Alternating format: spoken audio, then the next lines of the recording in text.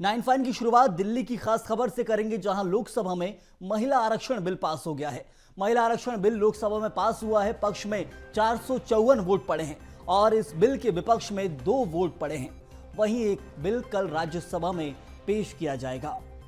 तो महिला आरक्षण बिल को लेकर ये दूसरा दिन था जब चर्चा हो रही थी नई लोकसभा के अंदर। कुल मिलाकर इस सत्र के विशेष सत्र का ये आज तीसरा दिन था और इस पर चर्चा लगातार जा रही थी। पक्ष और विपक्ष की तरफ से बयान दिए गए। किसी ने संविधान संशोधन में ही अपने अलग से संशोधन भी देने चाहे, तो सबकी चर्चा हुई, सबको सुना गया और अब जाकर जब वोटिंग हुई तो 454 वोट महिला आरक्षण बिल के पक्ष में पड़े हैं और इसके साथ ही विपक्ष में 2 वोट पड़े हैं। लोकसभा से ये बिल पास हो गया है। अब जाकर ये बिल राज्यसभा में पेश किया जाएगा। तो महिला आरक्षण बिल को लेकर लंबी चर्चा का दौर चला है। 3 दिन तक करीबन इस बिल को लेकर चर्चा हुई। आपस में सभी सांसदों ने अपने वक्तव्य रखे, अध्यक्ष के सामने सभी को सुना गया, मौका दिया गया। कुछ ने इसमें संशोधन में अलग से रखने की बात कही कि इसमें ओबीसी को जोड़ा जाए, मुस्लिम को जोड़ा जाए, अलग अलग वर्ग को जोड़ने की बात की गई। सब ने अपनी राय दी, लेकिन अब जाकर ये बिल लोकसभा से पास हो चुका है और अब राज्यसभा में ये पेश किया जाएगा और वहां भी बहुमत के आधार पर पास हो जाता है तो ये राष्ट्रपति के पास भेजा जाएगा। तो महिला आरक्षण बिल एक बड़ा मुद्दा भी था जिसको लेकर देश में चर्चाओं का दौर चला। लोकसभा के अंदर सभी सांसदों ने चर्चा की और राहुल गांधी हो, सोनिया गांधी हो या फिर अमित शाह हो, सब ने अपनी अपनी बात रखी इस बिल को लेकर। और कानून मंत्री जहां ये बिल को लाए थे संसद के अंदर और अब जाकर ये बिल पास हो गया है लोकसभा से। अब राज्यसभा में पटल पर रखा जाएगा और राज्यसभा से मोहर लगने के बाद ये कानून बनने के लिए राष्ट्रपति के पास जाएगा। तो ये बड़ी खबर है इस वक्त जो आप देख रहे हैं दिल्ली से, जहां पर राज्यसभा में अब महिला आरक्षण का बिल पेश होगा। लोकसभा में इस बिल को पास कर दिया गया है। 454 मत इस बिल के पक्ष में मिले हैं, साथ ही इस बिल के विपक्ष में 2 वोट पड़े हैं और पूर्ण बहुमत के आधार पर यह बिल लोकसभा में पास हो गया है। इस बिल को लेकर लंबा चर्चाओं का दौर चला है। लोकसभा के अंदर हर पार्टी में, चाहे बीजेपी हो या कांग्रेस हो, डीएमके हो, टीएमसी हो या एनसीपी हो, सभी पार्टियों के जो सांसद थे उन्होंने अपना पक्ष रखा। और विस्तार से जानकारी लेंगे इस खबर पर। सीधे हमारे संवाददाता प्रखर हमारे साथ बने हैं। प्रखर, एक खास खबर है जहां पर लोकसभा में पूर्ण बहुमत के आधार पर यह बिल पास हो गया है। 454 मत मिले हैं और अब राज्यसभा में पेश किया जाएगा। लंबा चर्चाओं का दौर चला था लोकसभा में, अब क्या कुछ राज्यसभा में देखने को मिलेगा?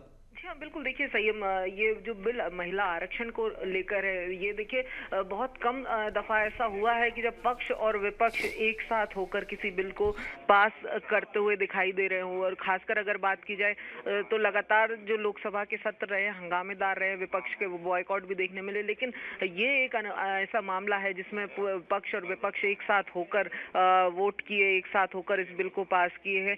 अगर बात की जाए 456 की स्ट्रेंथ वाली जो लोकसभा है, 456 वोट पड़ने थे, जिसमें 454 इस बिल के पक्ष में पड़े हैं। तो अब देखिए महिला सशक्तिकरण और राजनीति में महिलाओं के जो दखल है उसको बढ़ाता हुआ ये बिल दिखाई दे रहा है। और जिस तरीके से हमने देखा कि लोकसभा में तमाम जो दल एक साथ होकर इस बिल के समर्थन में खड़े दिखाई दिए, बिल्कुल उसी तरीके से हमें राज्यसभा में भी देखने को मिल सकता है। क्योंकि देखिए महिलाओं की अगर बात की जाए, जैसा प्रधानमंत्री ने अपने इस नए सदन के भाषण में भी कहा था कि अभी तक केवल 600 से 700 ही महिला सांसद इस संसद में प्रतिनिधित्व की हुई हैं 1947 के बाद से। तो अब इस स्ट्रेंथ को, इस महिलाओं की संख्या को बढ़ाने की तरफ ये कदम काफी अहम माना जा रहा है। 33% आरक्षण जो मिलेगा इस बिल के बाद, उसके बाद देखिए लगभग 170 से ऊपर ऐसी सीटें हो जाएंगी जो आरक्षित हो जाएंगी और जिनके बाद जो लोकसभा है, लोकसभा में जो 170 के ऊपर महिला सांसद देखने को मिलेंगे। खास तौर पर अगर बात की जाए ना केवल लोकसभा में, बल्कि ये जो कानून है ये विधानसभाओं पर भी लागू होगा। तो ऐसे में विधानसभाओं में भी पूरी तरीके से अगर देखा जाए तो महिला रिप्रेजेंटेशन बढ़ेगा और महिला सशक्तिकरण की तरफ ये एक बड़ा कदम सरकार की तरफ से माना जा रहा है। हालांकि देखिए ये जो बिल है ये प्रभावी इस चुनाव में नहीं होगा, यानी 23 और 24 के चुनाव चुनाव में इस महिला आरक्षण बिल का प्रभाव देखने को नहीं मिलेगा। लेकिन अगर बात की जाए तो अगले चुनाव जो होगा, यानी कि 23 के बाद जो 27 में विधानसभा होंगे और खासकर अगर बात की जाए जो 28 में लोकसभा की बात आ रही है, तो उस समय ये बिल प्रभावी होगा। चूंकि देखिए परिसीमन की बात सामने आ रही है, इस बिल के बाद परिसीमन और जनगणना के बाद ही ये बिल इस बिल के हिसाब से काम किया जा सकेगा। तो देखिए अगले चुनाव में अगर बात की जाए तो इसी हिसाब से हमें सांसदों की संख्या देखने को मिलेगी। और महिला सशक्तिकरण की तरफ हालांकि देखा जाए तो ये बड़ा कदम सरकार की तरफ से। जी सही जरूर प्रखर, तो ऐसे में कानून बन जाएगा जल्द ही, लेकिन सबसे बड़ी चीज यही रहेगी कि जब जाकर जनगणना होगी, परिसीमन होगा और उसके बाद ही इस बिल को जो असली मतलब है वो आपको लागू होता दिखेगा। बहुत बहुत शुक्रिया इस जानकारी के लिए। लेकिन सबसे खास चीज की हर मुद्दे को लेकर संसद में बहस होती है, पक्ष और विपक्ष होते हैं, कोई पक्ष में खड़ा होता है, कोई विपक्ष में होता है, लेकिन इस मुद्दे को लेकर पक्ष और विपक्ष एक साथ दिखे। और सबसे खास चीज जो रही वो श्रेय लेने की होड़ दिखी कि आखिर भाजपा ने ये बिल लाए थे या फिर कांग्रेस ने राजीव गांधी के समय में ये बिल लाए थे।